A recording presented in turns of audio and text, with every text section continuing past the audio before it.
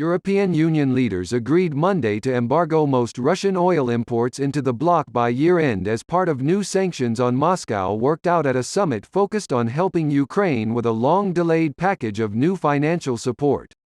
The embargo covers Russian oil brought in by sea, allowing a temporary exemption for imports delivered by pipeline, a move that was crucial to bring landlocked Hungary on board, a decision that required consensus.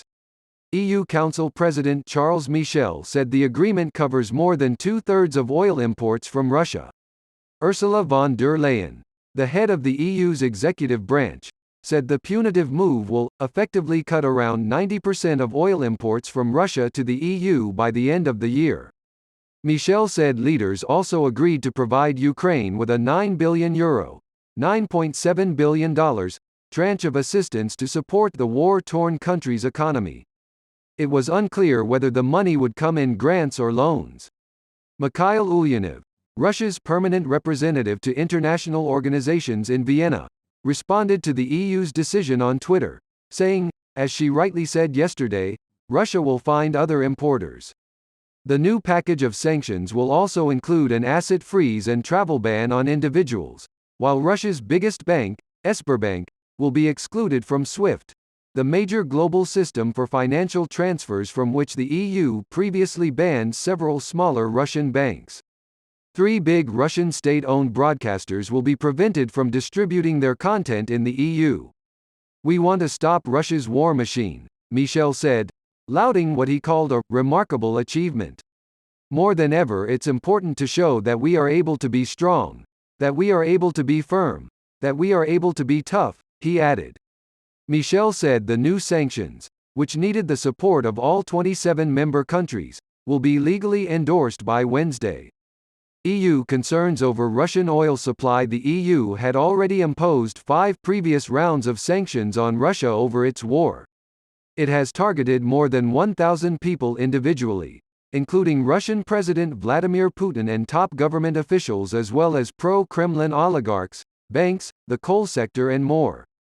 But the 6th package of measures announced May 4 had been held up by concerns over oil supplies. The impasse embarrassed the bloc, which was forced to scale down its ambitions to break Hungary's resistance.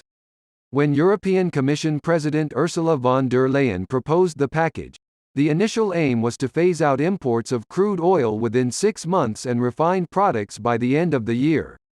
Both Michel and von der Leyen said leaders will soon return to the issue, seeking to guarantee that Russia's pipeline oil exports to the EU are banned at a later date. Hungarian Prime Minister Viktor Orbán had made clear he could support the new sanctions only if his country's oil supply security was guaranteed. Hungary gets more than 60% of its oil from Russia and depends on crude that comes through the Soviet-era Druzhba pipeline. Von der Leyen had played down the chances of a breakthrough at the summit. But leaders reached a compromise after Ukrainian President Volodymyr Zelensky urged them to end internal arguments that only prompt Russia to put more and more pressure on the whole of Europe. The EU gets about 40% of its natural gas and 25% of its oil from Russia, and divisions over the issue exposed the limits of the 27-nation trading bloc's ambitions. In his 10-minute video address, Zelensky told leaders to end internal arguments that only prompt Russia to put more and more pressure on the whole of Europe. He said the sanctions package must be agreed on. It needs to be effective, including on oil, so that Moscow feels the price for what it is doing against Ukraine and the rest of Europe. Only then, Zelensky said, will Russia be forced to start seeking peace. It was not the first time he had demanded that the EU target Russia's lucrative energy sector and deprive Moscow of billions of dollars each day in supply payments. But Hungary led a group of EU countries worried over the impact of the oil ban on their economy, including Slovakia, the Czech Republic and Bulgaria. Hungary relies heavily on Russia for energy and can't afford to turn off the pumps. In addition to its need for Russian oil, Hungary gets 85% of its natural gas from Russia.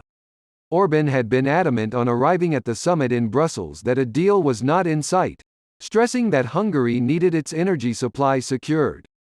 Von der Leyen and Michel said the commitment by Germany and Poland to phase out Russian oil by the end of the year and to forego oil from the northern part of the Druzhba pipeline will help cut 90% of Russian oil imports.